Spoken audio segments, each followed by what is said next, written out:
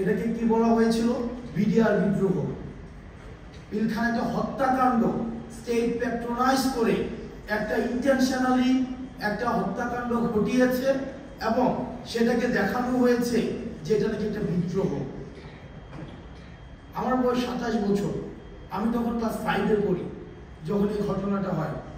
এখনো পর্যন্ত এই যে কফিনের যে দৃশ্যটা আমার চোখে ভাসে, যে নিজের সহকর্মীর কফিনের দৃশ্যটা নিয়ে যাচ্ছে এবং এই মাটির সবচেয়ে কঠিন মনের মানুষ যারা, সবচেয়ে দৃঢ় প্রতিজ্ঞ মানুষ যারা, তাদের চোখ দিয়ে পানি পড়ছে এবং তারা নির্বাক। এবং আমার অনেক অফিসারদের সাথে পরবর্তীতে কথা হয়েছে, সেদিন তারা প্রস্তুত ছিল যারা এই ধরনের আক্রমণটা ঘটিয়েছে তাদেরকে প্রতিরোধ করার জন্য, কিন্তু কোনো ডাইরেক্টিভস পাওয়া যায়নি। সন্ধ্যা পর্যন্ত অপেক্ষা করতে হয়েছে, কোনো ডাইরেক্টিভস নাই।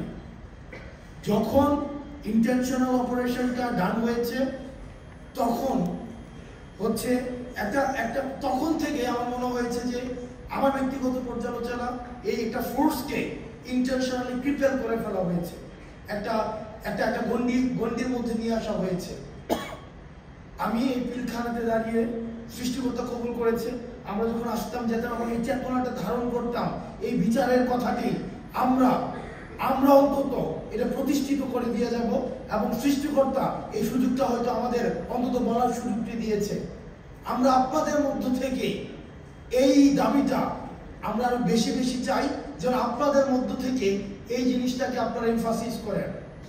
খুব দ্রুততম সময়ের মধ্যে এই পিলখানা হত্যাকাণ্ডের সাথে যারা জড়িত ছিল এবং নিরপরাধ অসংখ্য অফিসার রয়েছে, এতদিন পর্যন্ত যারা কারাগারে রয়েছে, ট্রায়াল এন্ড এররের মধ্যে দিয়ে যাচ্ছে, দ্রুততম সময়ের মধ্যে যেন এই বিচারটিকে নিষ্পত্তি করা হয়। এবং এই আমরা দেখছি যে বেশ অনেক দিন ধরে যে গুজরাটের কসাই, উনি আমাদের সাম্প্রদায়িক সম্প্রীতি শিক্ষা দিচ্ছেন। ভারতে বসে আমরা আপনাদের কাছে একটা জিনিস জানতে চাই, যে 626 জন ক্যান্টনমেন্টে বন্দী ছিল, তাদেরকে কিভাবে ভারতে পালিয়ে যেতে সহায়তা করা হয়েছে এবং তাদের পিছনে কারা রয়েছে আপনারা নিজেরাই দেখেন। আমরা এই বিষয়গুলো জানি, এই বিষয়গুলো 5ই আগস্ট পূর্ববর্তী পুরো সময়টা আমরা এই ঘটনার একদম সাথে আমাদের সরাসরি সম্পৃক্ততা ছিল। মিড রেঞ্জের যে অফিসারগুলো